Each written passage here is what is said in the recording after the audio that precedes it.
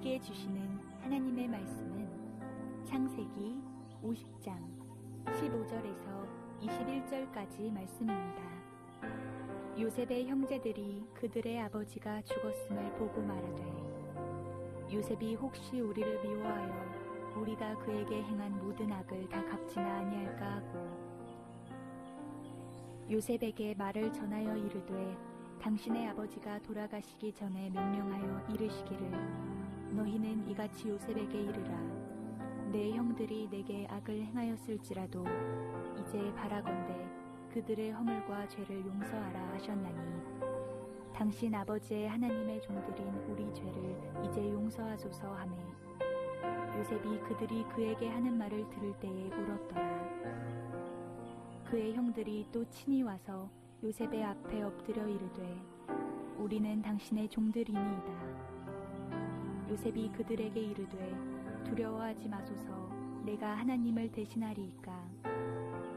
당신들은 나를 해하려 하였으나 하나님은 그것을 선으로 바꾸사 오늘과 같이 많은 백성의 생명을 구원하게 하시려 하셨나니 당신들은 두려워하지 마소서 내가 당신들과 당신들의 자녀를 기르리이다 하고 그들을 간곡한 말로 위로하였더라.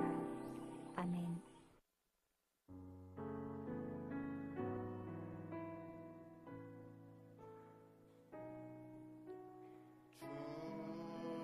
주여 말씀하소서 종이 듣겠나이다. 내 귀를 열어주소서. 성령이여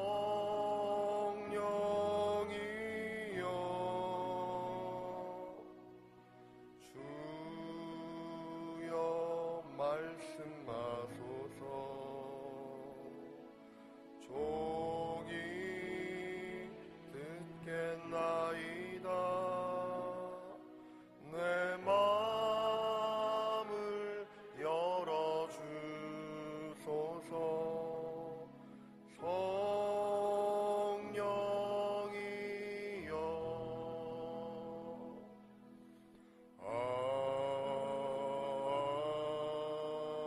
아멘.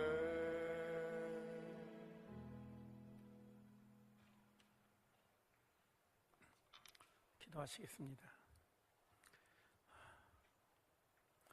자비로우신 아버지 하나님, 오늘 거룩한 주일을 선물로 허락해 주셔서 주님 존전에 나왔습니다. 한 주일간의 삶은 무더위만큼이나 우리를 지치게 하는 것이었으며 매 순간마다 우리를 힘겹게 했습니다. 그럼에도 불구하고 우리와 동행해 주시고 인도해 주시는 주님의 손길이 있었기 때문에 우리가 믿음으로 이기게 하시고 오늘 이 아침 주님 앞에 나온 것입니다.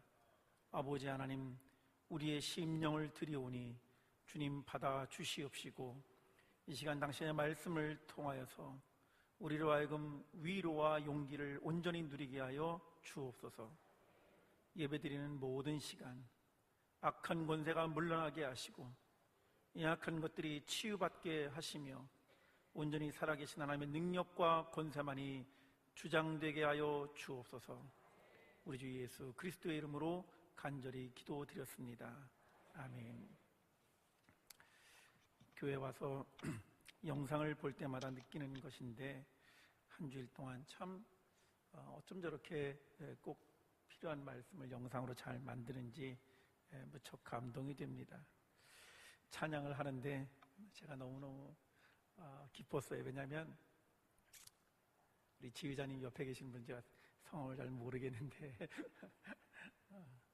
이렇게 앞에 계신데 다른 사람 보지 마시고 너무 그냥 저는 이렇게 그냥 하는데 너무 열심히 뜨겁게 찬양을 해주셔서 여러분들 안 보셨죠? 아까 그 영상을 하시는 분들이 좀 그런 걸 빨리빨리 캐치하셔서 보여주셨어야 되는데 그래서 제가 그래, 예수 믿으면 저렇게 믿어야 되는데 이게 뜨거운 것도 아니고 차가운 것도 아니고 그렇게 하는 것보다 정말 진심으로 그렇게 찬양하시는 걸 보면서 하나님 참 좋으신 하나님이시다 그런 생각을 했습니다. 여러분, 성경에는 우리가 본받을 만한 인물들이 참 많이 등장을 합니다. 그렇죠? 그래서 요즘에는 이제 흔히 볼 수 있는데 자녀들의 이름을 성경에 등장하는 인물이라든지 또는 성경의 중요한 용어들을 갖다가 자녀들의 이름에다가 갖다 이렇게 붙여서 사용하는 경우를 많이 볼 수 있습니다. 목사님들 가운데에도 나는 이와 같은 하나님의 일꾼이 되었으면 좋겠다. 그래서 당신의 이름 외에 별도로 성경의 인물을 사용해서 당신의 목회나 당신의 어떤 철학이나 이런 것들을 표현해 주려고 하는 그런 목사님들도 계시죠. 어쩌면 오늘 우리가 다루려고 하는 인물인 요셉도 그렇게 사람들에게 흥미롭고 또 본받을 만한 그런 인물쯤 이렇게 생각된다고 저는 봅니다. 어떤 분들은 나는 다윗 왕같이 그렇게 쓰임받고 싶다 이렇게 생각해서 데이빗 이런 이름을 쓸 수도 있고요. 또는 어떤 사람들은 사도 바울처럼 그렇게 쓰임받고 싶다 그래서 폴이라는 이름을 쓸 수도 있는 것처럼 조셉이라는 이름도 참 많다는 사실을 알게 됩니다. 요즘 세상 사람들은 안 믿어도요, 성경 인물 가운데 하도 이제 소문이 많이 나니까 온갖 부귀 영화를 누렸던 사람을 흠모해서 잘 모르겠어요. 그 회사가 믿음의 회사인지는 잘 모르겠지만 무슨 솔로몬 무슨 금융회사 이런 것도 있습니다. 근데 어쨌든 그렇게 성서가 우리에게 이제 일상생활 속에서 굉장히 친근해지면서 이름으로 사용할 수 있을 정도가 되었으니 전 참 한국 사회가 하나님의 큰 은혜다 이런 생각이 듭니다. 다만 한 가지 제가 우려하는 것이 있다면 그건 뭐냐면 우리가 성경을 읽으면서 성서 속에 등장하는 인물들, 성공한 사람들, 하나님 앞에 존귀하게 쓰임받은 사람들, 탁월한 사람들이 많이 등장을 하고 있는데 어떠한 경우에도 성서를 읽으면서 사람들에게 우리의 시선을 빼앗기지 않았으면 좋겠다는 것입니다.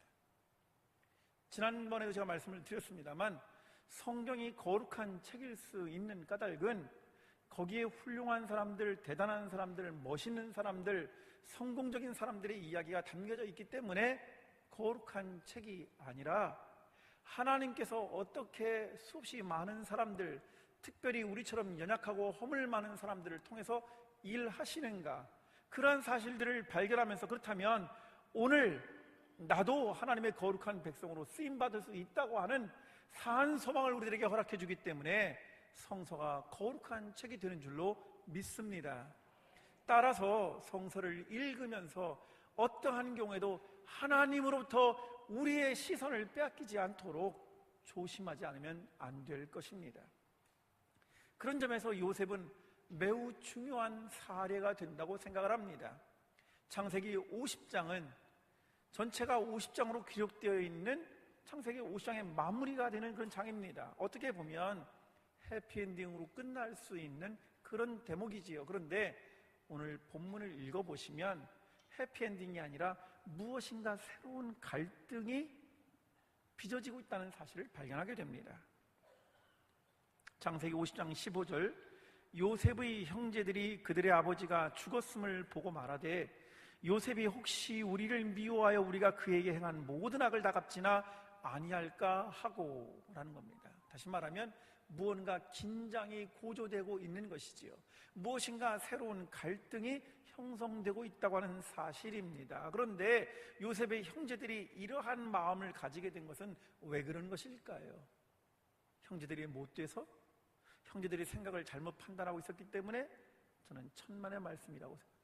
그게 아니라 요셉은 이와 같은 일들이 벌어지게 된 배경에 굉장히 중요한 역할을 감당하고 올 수 있을 뿐만 아니라 이것은 본인 개인에 국한하는 것이 아니라 그의 가족사에서 놓고 본다면 엄밀하게 따져서 요셉은 갈등의 씨앗이라는 사실을 발견하게 됩니다. 왜 그런지 성경을 거슬러 올라가서 다시 한번 생각해 보겠습니다. 잘 아시는 것처럼 아버지 야곱은 형과 아버지를 속이고 외삼촌 라반의 집으로 도망하였습니다. 그곳에서 그는 자기가 사랑하는 아내 라헬을 얻기 위해서 고군분투하였습니다만 그 지역의 정서 때문인지 아니면 외삼촌 라반의 의도인지는 모르지만 원치 않는 라헬의 언니 레아와 먼저 결혼을 해야만 했었고, 그래서 복잡한 가족관계를 형성할 수밖에 없었습니다. 자연스럽게 사랑을 받지 못하고 있었던 레아는 이 일로 인해서 참 힘들고 어려운 상태에 빠져 있었던 것 같습니다. 이 사실을 하나님이 잘 알고 계셨습니다. 창세기 29장을 읽어보시면 하나님께서는 레아가 사랑을 받지 못하는 것을 보시고 그녀의 태를 열어주셨다. 혹시 그녀가 아이를 출산하게 되면 그로 인해 야곱으로부터 사랑을 받을 수 있는 기회와 가능성이 제공되지 않을까 하는 뜻이라고 이해하시면 되겠습니다.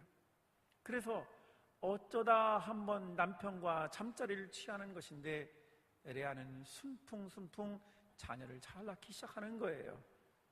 여러분, 성경을 자세히 그것은 이 부분에 대해서 설명을 해주고 있는데, 그렇게 얻은 첫 번째 아들의 이름은 루벤이라는 이름입니다. 그 뜻은 하나님께서 내 마음의 고통, 내 괴로움을 잘 알고 계신다라는 뜻입니다. 루벤을 낳고서 세상에 어떤 엄마가 나는 고통스러워, 내 괴로움을 하나님만 아시지, 그렇게 이름을 붙였겠어요. 그게 레아의 현실이었다 하는 말입니다. 얼마 지나지 않아서 또 아들을 낳는데 그의 이름은 시므온입니다. 무슨 뜻인지 아십니까? 하나님이 덤으로 주셨다. 오늘날로 따지면 깍두기 그런 뜻입니다. 또 어쩌다 잠자리를 한번 취했는데 금방 임신을 하고 낳은 아들이 레위입니다. 이때는 레아의 마음에 어떤 마음이 있었냐면, 내가 이렇게 아들을 셋씩이나 낳아주니 이제 나에게 좀 눈길이라도 주려나? 나도 내 남편의 사랑을 좀 받을 수 있지 않을까 하는 마음으로 남편이 내게 돌아올 것이다 라는 이런 뜻이 레위라는 말입니다.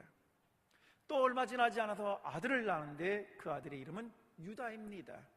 자기가 아들을 4명씩이나 낳는 동안 자기 여동생 라헬은 한 명도 낳지 못했어요. 그러니 마음 한켠에라도 내가 비록 내 남편으로부터 사랑을 받지는 못하지만 나는 내 가족을 위해서 무엇인가 보람있고 가치 있는 일을 하고 있어. 하나님께서 나를 통해서 영광을 받으실 거야. 그래서 하나님을 찬양하리로다 라는 의미의 유다라는 이름을 지어, 그리고는 그녀의 태는 막히게 되지요. 정작 사랑을 받고 있었던 라헬은 너무나 속상해서 자기 언니는 어쩌다 한번 잠자리를 가지면 금방 임신도 잘하고 아이도 잘 낳는데 늘 잠자리를 가는 자기에게는 태가 열리지 않아서 너무너무 괴로우니 혹시 내 남편이 무슨 술수를 부리는 것은 아닌가 싶었는지 모르겠습니다. 그래서 남편이 가서 따지죠. 나도 아이를 좀 갖게 해주세요. 그랬더니 너무나 속상했던 야곱은 자기 아내 라헬에게 이렇게 말합니다. 창세기 30장 2절. 그대를 임신하지 못하게 하시는 이는 하나님이시니 내가 어찌 하나님을 대신하겠느냐. 여러분, 이 구절을 꼭 기억하십시오. 그대를 임신하게 하지 못하게 하시는 이는 하나님이시니 내가 어찌 하나님을 대신하겠느냐. 그렇게 하자 속상했던 라헬은 만일 내가 아니라면 내 몸종이라도 취하셔서 내가 대리로 만족을 누리게 하시옵소서. 여러분, 이 사건은 야곱에게 처음 등장하는 것이 아니라 이미 아브라함과 그의 아내 사이에 있었던, 즉 사라와 하갈의 이야기를 통해서 이것은 당시의 관행이었다라고 우리는 생각해 볼 수 있겠습니다. 결국 라헬은 자기는 아니라 하더라도 자기의 경쟁 대상인 레아 언니를 대신해서 자기의 몸종을 남편에게 넘겨줍니다. 그 몸종은 빌하인데 그 빌하가 남편과 잠자리를 취하고 난 다음에 아들을 낳았어요. 그 이름은 단이라는 뜻인데 어떤 뜻이냐? 하나님께서 드디어 내 억울함을 풀어주셨다, 그런 뜻입니다. 그리고 얼마 지나지 않아서 또 자기의 시녀가 임신해서 아들을 낳았는데 그 이름은 납달리란 뜻이에요. 어떤 뜻인 줄 아십니까? 내가 드디어 언니랑 경쟁해서 이겼어. 보란 듯이 거봐, 내 몸종을 통해 하나님께서 주신 자녀는 다 내 편이야 라는 뜻입니다. 이게 지금 가정에서 이루어지고 있는 일이에요. 태가 막히고 난 다음에 여동생 라헬과 그 다음에 빌하를 통해서 자녀가 생기기 시작하니까 레아는 두려웠을지 모르겠습니다. 나는 이제 태도 끊기고 자녀를 낳지 못하는데 이러다가 영영 남편으로부터 사랑을 못 받는 것은 아닐까? 그러면 내 몸종이라도 줘야 되겠다. 그래서 역시 레아도 자기의 몸종인 실바를 남편에게 넣어주지요. 그리고는 아들을 얻는데 첫 번째 난 아들은 갓입니다. 복되도라는 뜻이에요. 또 아들을 낳는데 아셀입니다. 기쁜 자라는 뜻이에요. 저는 이 대목까지 설명을 하면서 여러분들이 한 번쯤 느꼈으면 좋겠어요. 도대체 야곱은 뭐 하는 사람일까?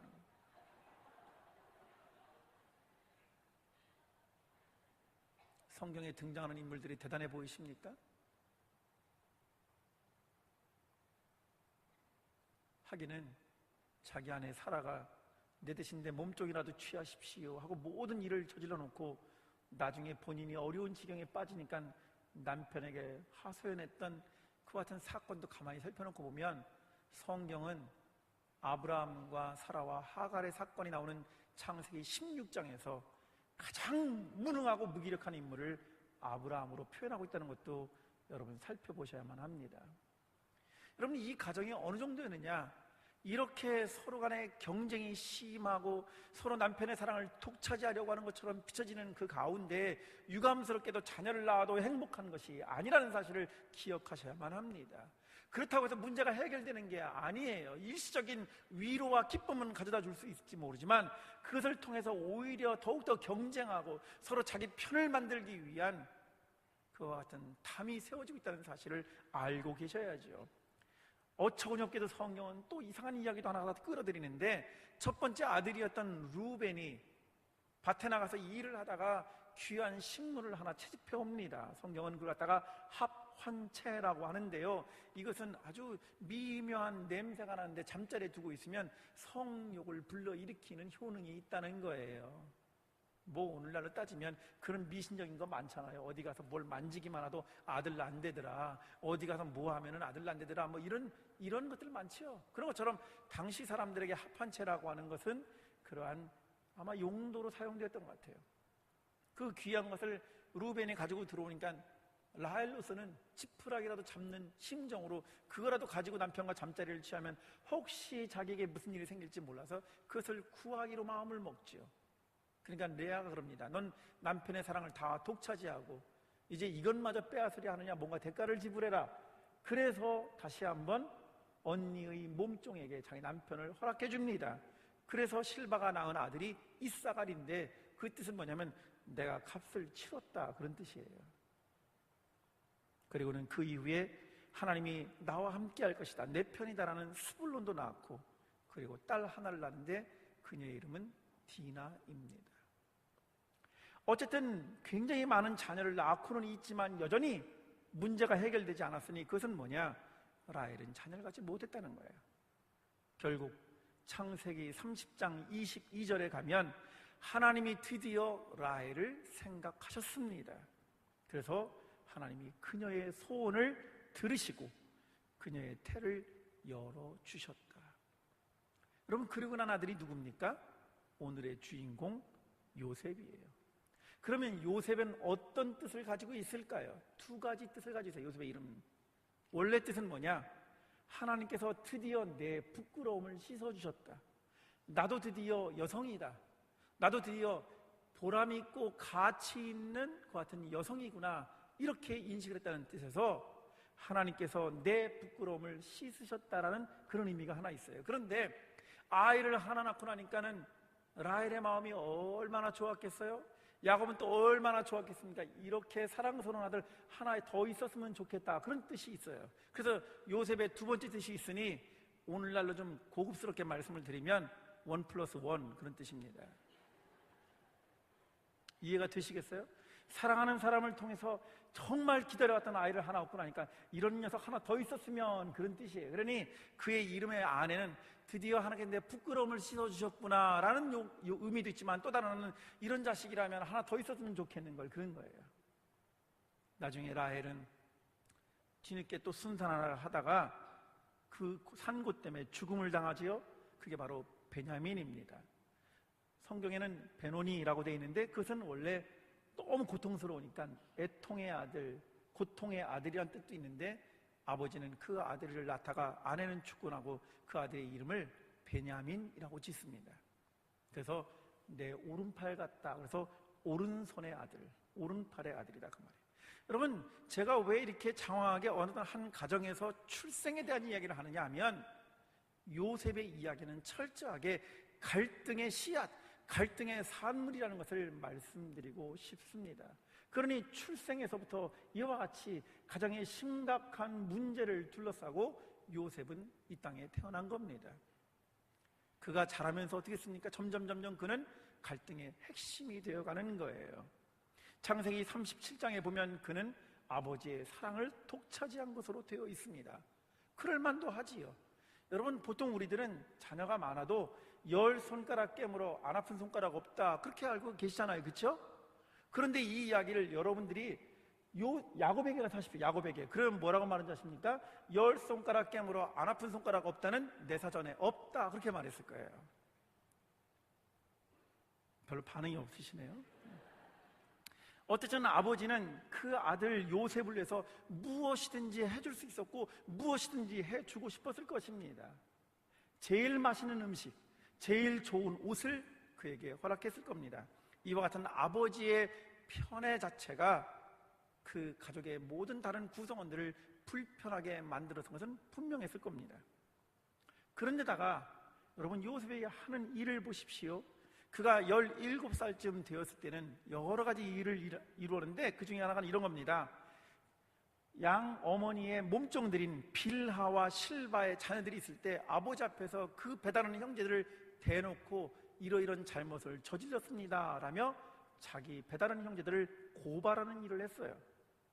그것뿐만이 아니라 그는 걸핏하면 꿈을 꾸었는데, 꿈을 꾸고 난 다음에 한다는 소리가 형제들을 향해서 자기 곡식단은 똑바로 고개를 쳐들고 세워져 있는데 형님들의 곡식단은 나를 향해서 절하더이다. 심지어는 부모가 다 있는 자석에서 뭐라고 말하면 해와 달과 11별들이 나에게 무릎을 꿇었다 그랬으니 얼마나 속 터지는 일이겠습니까? 그러니 어쩌면 모르긴 몰라도 베냐민을 낳기 전까지는 오냐오냐 키웠을 것이고, 베냐민이 설령 낳았더라도 온갖 사랑을 독차지했을 것이고, 여러분, 그래서 우리말에 막내가 뭐의 준말인지 아세요? 그게 원래 막무가내의 준말이에요. 요즘은 주로 하나만 나니까 장자인 동시에 막내죠. 네, 그런 분들 조심하십시오. 그래서 여러분, 이런 일들이 당연히 형제들로부터 시기, 질투, 미움을 받는 것은 당연한 일이지요. 그러니 요셉이 어떠한 공경에 처하게 된 것은 엄밀하게 말하면 형제들이 못되거나 형제들이 잘못했기 때문에라기보다 그도 역시 이와 같은 문제의 중심을 제공했을 것이고, 그 역시 이와 같은 일을 자유롭지 못한, 거기에 어느 정도는 상당수 책임을 져야 된다는 것을 우리는 알고 계셔야만 할 겁니다. 그렇게 잊어버린 줄 알았는데 시간이 지나면서 중동 지역에 심각한 기근, 가뭄이 들어서 먹거리 문제가 발생하게 됩니다.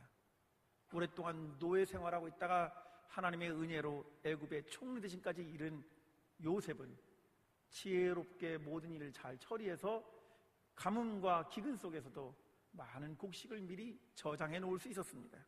결국 이 소문을 들은 야곱과 그의 가족들은 곡식을 얻기 위해서 자녀들을 파송하게 되는 겁니다. 창세기 42장 이하에 나오는 거예요. 형제들이 애굽에 도착했을 때 그들은 설마 요셉일 줄은, 또는 심지어 요셉이 살아있을 거라고 생각지도 않았는데 요셉은 형제들을 단박에 알아보았습니다. 그리고는 어떻게 하지요? 2번에 걸쳐서 형제들에게 어려움을 겪게 합니다. 사실 저는 이 본문, 창세기 42장부터 나오는 이 본문 가운데 요셉은 철저하게 복수를 하고 있는 것이다, 저는 그렇게 말씀드리고 싶어요. 첫 번째는 뭐냐면 그들이 처음에 왔을 때 형제들을 정탐꾼으로 내몬 겁니다. 너희들 이 나라를 엿보려고 온 정탐꾼이지. 그리고 그들을 사흘 동안 가두어 놓았고요, 그들의 가족 신상을 다 파헤쳤습니다. 결국 그들을 풀어주는 조건으로 그때 왔더니 형제 가운데 시므온 한 명만 결박하고 나머지는 돌려보냅니다. 곡식을 가지고 가까스로 이제 살아났구나 하면서 가족으로 돌아가 보니까, 고향으로 돌아갔더니 그들이 가져온 곡식더미 안에 돈자루가 고스란히 담겨져 있어요. 이것이 어찌된 일인가? 그들은 고민했습니다. 또 한참 시간이 흘렀습니다. 먹거리가 떨어졌어요. 굶주림에 직면했습니다. 다시 한번 애굽으로 곡물을 사러 가야 하는데 요셉이 뭐라고 말했냐면 나머지 형제도 데리고 와라. 그렇지 않으면 시므온은 절대로 돌려줄 수 없다. 뭐 이런 이야기를 하지 않았습니까? 그러니 야곱으로서는 자기 자녀들의 이와 같은 이야기를 들었을 때 무척 고통스럽고 두려웠을 것입니다. 가뜩이나 자기가 어렵게 얻고 그렇게 애지중지하게 키웠던 요셉은 젊어서 온데간데 없이 사라졌지요. 생각지도 않았던 기근이 몰려와서 곡물을 사라고 애굽에 보냈더니 자기 아들 시므온이 거기에 지금 포로로 결박되어 있다고 하지요. 그나마 자기가 지금 가장 노년에 정말 기뻐하고 자기의 행복을 가져다주는 베냐민 하나 자기가 바라보면서 노년의 삶을 누리고 있었는데 이 베냐민마저 빼앗길지 모른다는 불안감 때문에 야곱은 더욱더 완고해지기 시작했다는 것이 성서의 이야기입니다. 그러니 보십시오. 이 동생을 데리고 가지 아니하면 곡식을 살 수 있는 방법이 없습니다라고 말했을 때 야곱은 너무너무 두렵고 고통스러웠을 것입니다. 제가 말씀드리고 싶은 것은 뭐냐? 가족은 한 사람이 아픈 게 아니라 모두의 아픔이 될 수 있다는 것을 말씀드리려고 하는 거예요. 어쨌든 창세기 44장에 보면 아버지가 드디어 허락을 해서 베냐민을 애굽에 갈 수 있도록 해주는데 그들이 그곳에 가서 이번에 베냐민을 알아본 요셉은 또 그의 곡식자루에 은술잔을 넣어둠으로써 그들을 붙잡아 놓고 포로로 만드는 두 번에 걸친 참으로 무서운, 참으로 형제들에게는 고통스러운 복수국을 요셉이 했다고 하는 것을 우리는 시인하지 않을 수가 없을 것입니다. 여러분, 이 대목을 우리가 정확히 인식하고 있어야만 오늘 본문에 와서 비로소 왜 아버지를 장례를 잘 치르고 난 다음에, 아니 그 전으로 돌아가서 요셉이 살아있습니다, 요셉이 애굽의 총리가 되었어요, 그러니 요셉이 우리를 다 식구들 데리고 끌고 오랍니다. 그래서 엄밀하게 말하면 창세기 45장 이후에 모든 것이 화해가 되고 모든 것이 다 해결된 거라고 생각을 했습니다. 그리고는 애굽에 와서 이미 잘 먹고 잘 살고 있었어요. 그런데 창세기 50장에 보면 끝난 줄 알았는데 아버지 야곱이 돌아가시고 나니까 장례식을 치르는 동안에 형제들의 마음에 두려움이 밀려 들어온 겁니다. 우리가 지금 애굽에서 살고 있는 것은 요셉이 우리를 진심으로 용서해 주었기 때문이 아니라 행여 아버지 때문에 그런 것은 아닐까 하는 두려움이 생긴 거예요. 여러분, 그 얘기는 무슨 말입니까? 창세기 42장부터 44장에 이르렀던 요셉이 형제들에게 했던 그 사건을 형제들이 깊이 느끼고 있었다는 걸 의미하는 거예요. 맞아, 우리한테 이런 일을 저질렀었지. 그러니 아버지가 돌아가시고 나면 요셉이 우리한테 어떻게 행동할지 모르겠어 라고 하는 불안감이 엄습해 왔다고 할 수 있을 것입니다. 그러니 형제들 마음 가운데는 공포가 생겼을 것이고, 차라리 이렇게 속수무책으로 당하느니 우리가 가서 요셉에게 무릎을 꿇고 용서를 구하자. 그래서 오늘 본문에 보시면 와서 두 가지를 하는 거예요. 첫 번째는 무엇을 했느냐? 아버지의 유언을 기억해달라는 겁니다. 즉, 요셉아, 내 형제들을 잘 돌보아 주기를 바란다. 내 형제들에게 절대로 손을 대지 말아라 라고 아버지가 말씀하시지 않았습니까? 그러니 그 유언에 따라서 부디 우리를 살려주십시오 라는 게 첫 번째 형제들의 요청입니다. 두 번째 요구사항은 뭔지 아십니까? 참 놀라운 건데요, 이렇게 말합니다. 우리는 차라리 당신의 종 노릇하겠습니다 라는 이야기예요.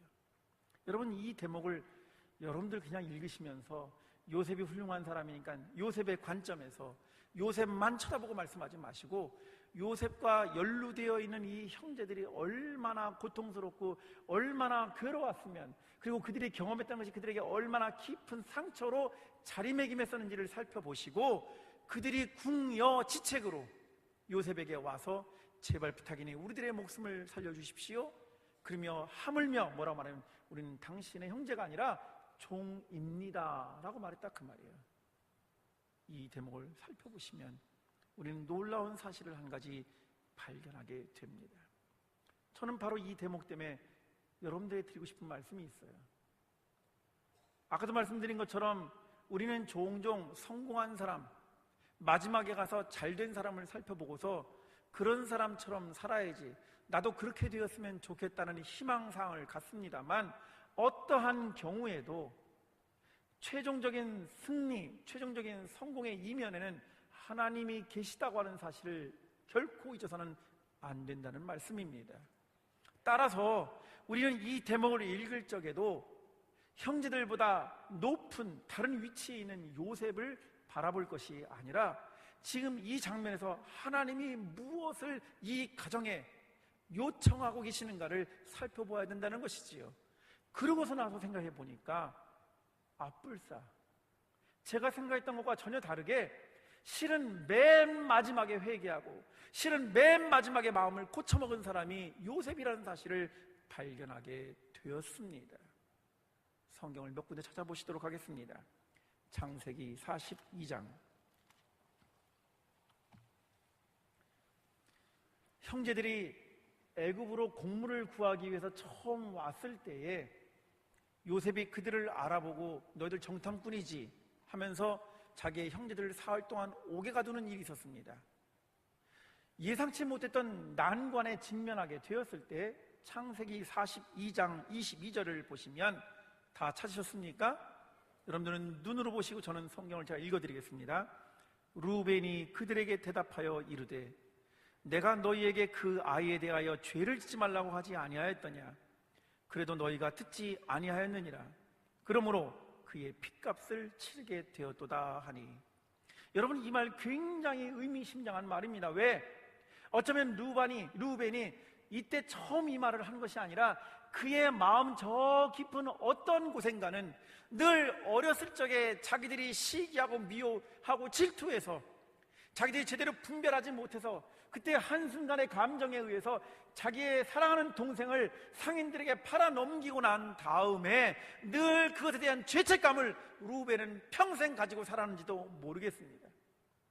내가 생각하는 만큼 일이 잘 풀릴 때와 달리 어떠한 난관에 부딪히거나 내가 예상치 못했던 어려움에 직면하게 될 때마다 그것이 불쑥불쑥 나의 뇌리에 솟구쳐 오르면서 너는 이런 잘못을 저질렀지, 너는 이 죄값을 받아야만 해 라고 하는 것 때문에 루벤은 그것을 가지고 평생 동안 얼마나 가슴을 졸여하면서 내가 조금만 잘못되는 일이 있으면 그때 하나님에게 내가 죄를 저질렀기 때문에 그런 거야, 그런 마음이 있었기 때문에 이와 같은 일이 불쑥 고백처럼 일어난 거 아니냐는 말입니다. 그러니 엄밀하게 말씀을 드리면 형제들이 어렸을 적에 저지른 그 같은 철부지 없는 짓이었지만 그것은 그들에게 일생 동안 무거운 십자가처럼 자기들을 억제고 있었을지 모르겠습니다. 보십시오. 창세기 42장 37절에 가시면 이렇게 말합니다. 자기 형제들을 살리고 그 가족을 먹여 살리기 위해서는 이제 다 곡물이 떨어져 가니 다시 애굽을 가야 되는데 아버지가 완고하게 베냐민을 내놓을 생각을 하질 않아요. 그러니 다시 루벤이 총대를 메고 이렇게 말합니다. 루벤이 그의 아버지에게 말하여 이르되 내가 그를 아버지께로 데리고 오지 아니하거든 내 두 아들을 죽이소서, 그를 내 손에 맡기소서, 내가 그를 아버지께로 데리고 돌아오리다. 여러분, 야곱에게 요셉이 귀한 존재였다면 루벤에게도 그의 두 아들은 분명히 사랑스러운 자녀였을 것입니다. 그런데 루벤이 뭐라고 말합니까? 온 가족을 살리기 위해서 아버지, 이번 한 번만 저를 신뢰해 주시고 믿어 주신다면 내가 기필코 당신이 사랑하는 아들 베냐민을 무사히 데리고 돌아올 테니 허락해 주십시오. 만일 그러지 못한다면 내 두 아들을 아버지 손에 맡기겠습니다. 그렇게 말하는 거예요. 그러니 저는 이미 루벤은 회개했다고 말씀드리고 싶습니다. 루벤뿐만이 아닙니다. 창세기 43장 8절과 9절에 가면 이번에는 유다가 나서서 이렇게 말합니다. 그의 아버지 이스라엘에게 이르되 저 아이를 나와 함께 보내시면 우리가 곧 가리니 그러면 우리가 아버지와 우리 어린아이들이 다 살고 죽지 아니하리다. 아버지가 한 번만 허락해 주시면 우리 모든 가족이 살 수 있어요. 내가 그를 위하여 담보가 되어오리니 아버지께서 내 손에서 그를 찾으소서. 형 루벤이 말했던 것처럼 유다도 말하기를 내가 책임지고 베냐민을 데리고 돌아오겠습니다. 만일 그렇지 않다면 나를 죽이셔도 좋습니다, 그 말이에요. 살신성인하는 마음으로 가족을 살리겠다고 말하는 이와 같은 형제들에게서 여러분 무엇을 발견하실 수 있습니까? 저는 엄밀하게 말씀을 드리면 그들이 분명 요셉을 팔아 해치운 범법자들임에는 사실이지만 그들은 이미 벌써 마음속으로도 깊이 뉘우치고 그에 대한 죄책감을 가지고 있다는 사실을 여실히 보여준다는 겁니다. 그러니 형제들, 자기 자녀들이 이렇게 말하는 것을 듣고 드디어 아버지의 마음도 녹아내리기 시작했습니다. 그래서 창세기 43장 11절 이하에 아버지 야곱이 이렇게 말하죠. 그들의 아버지 이스라엘이 그들에게 이르되, 14절로 넘어가겠습니다. 전능하신 하나님께서 그 사람, 요셉입니다. 그 사람 앞에서 너희에게 은혜를 베푸사 그 사람 요셉으로 하여금 너희 다른 형제, 거기에 지금 볼모로 갇혀있는 시므온과 내가 귀하게 여기고 아끼고 있는 베냐민을 다시 돌려보내게 하시기를 내가 간절히 원한다. 하지만 내가 자식을 잃게 되면 이르리로다. 여러분 무슨 말이죠? 너희들이 이렇게 살신성인하는 마음으로 온 가족을 살리겠다는 얘기에 나도 감동이 되었다. 그러니 데리고 가라. 베냐민을 하나님께서 다 살려보내주시면 너무너무 좋겠지만 그러지 않는다면 이로도 할 수 없는 것 아니겠느냐. 그러면서 이제 누가 회개하는 거예요? 저는 야곱이 회개하고 있다고 말씀드리고 싶습니다. 성경의 말입니다. 루벤과 유다와 야곱만 회개하는 게 아니에요. 창세기 43장 34절을 한번 보실까요? 같이 한번 읽겠습니다. 창세기 43장 34절 다 같이 읽겠습니다. 시작. 요셉이 자기 음식을 그들에게 주매 베냐민에게는 다른 사람보다 5배나 주매 그들이 마시며 요셉과 함께 즐거워하였더라.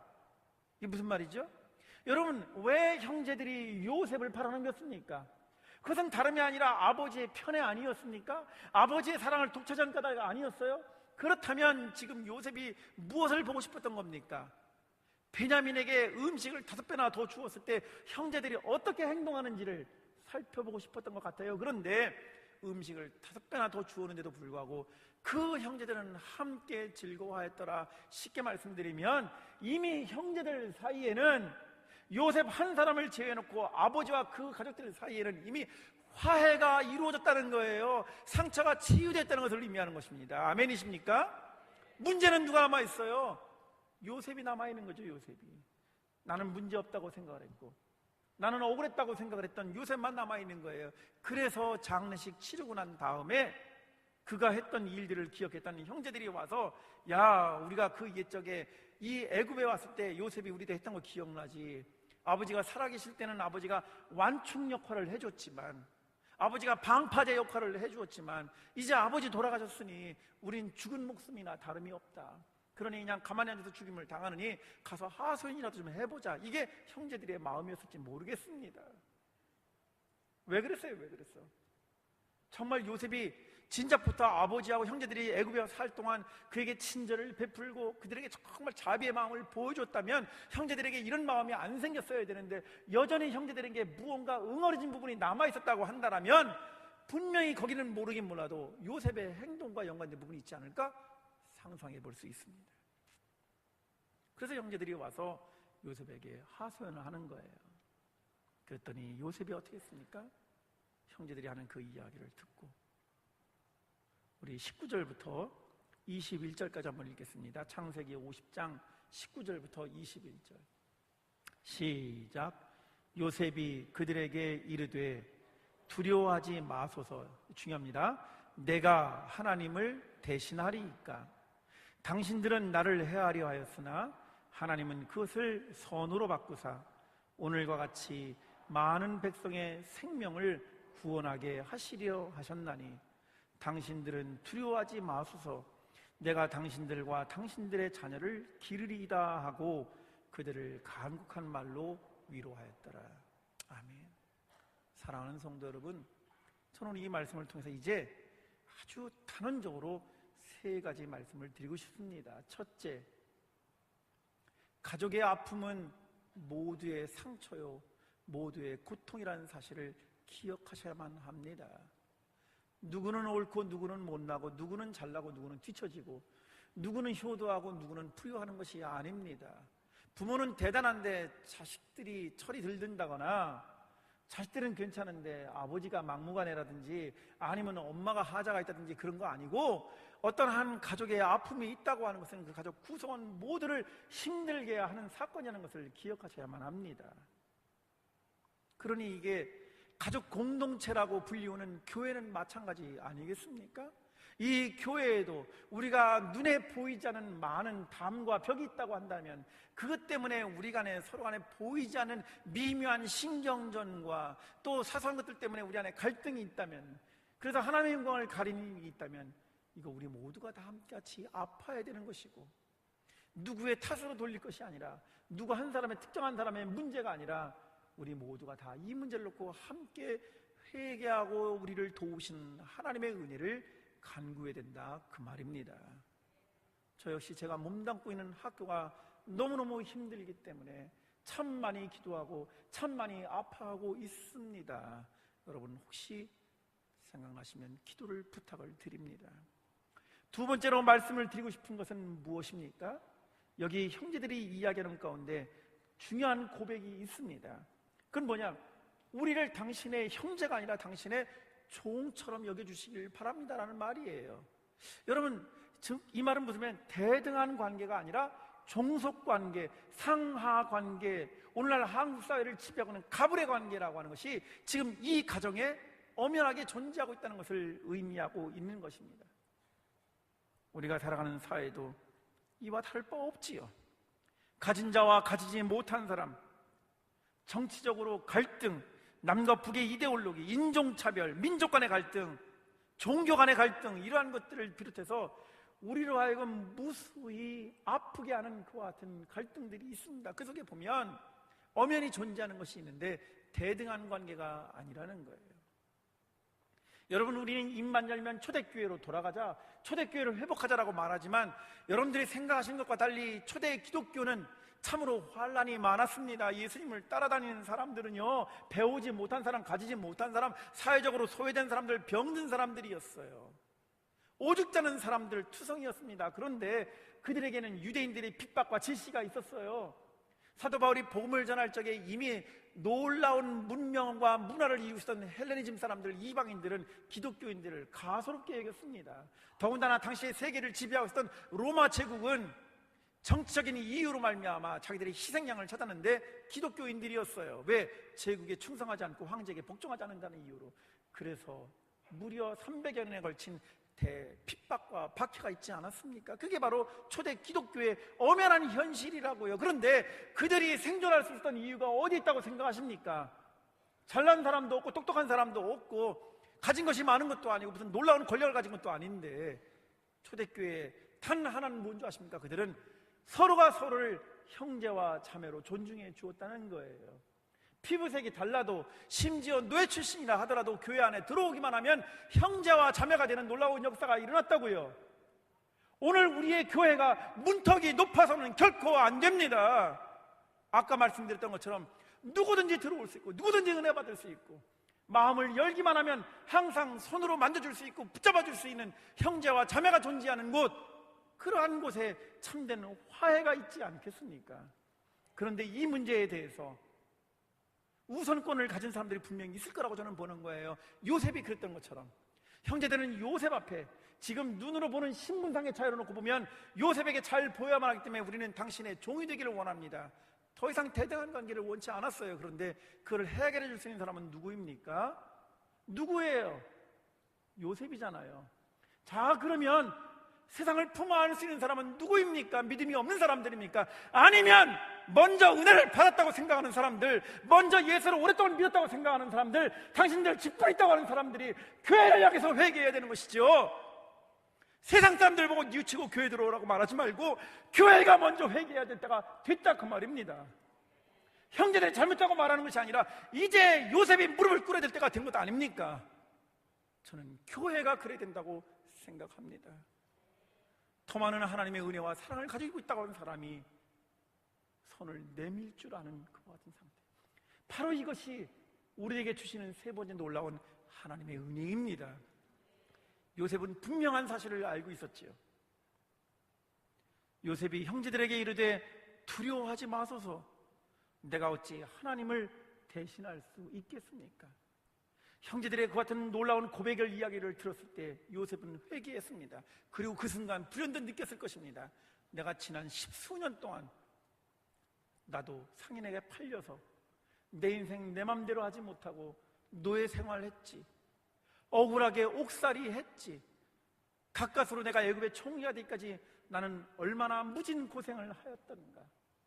자기의 처지와 자기의 정황을 형제들이 무릎 꿇고 있는 그 상황 속에서 거울처럼 바라보기 시작했을 것입니다.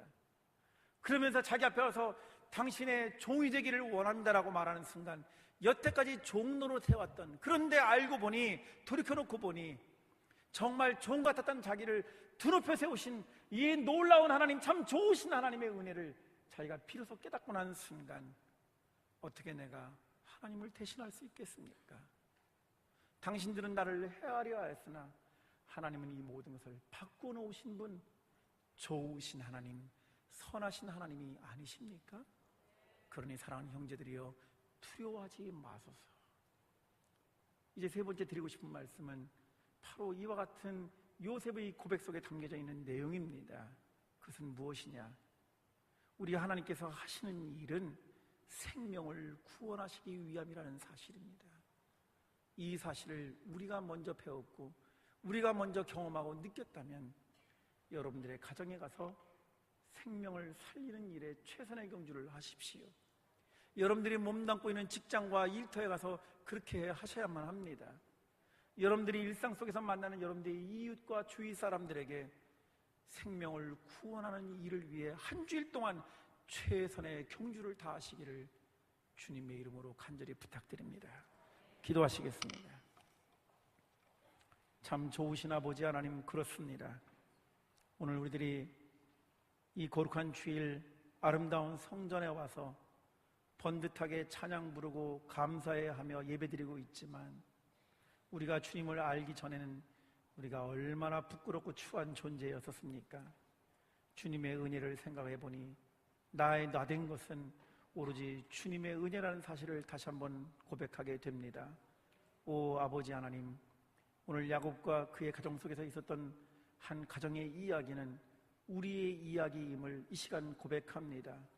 우리 안에 있는 상처와 아픔을 치유하여 주옵소서.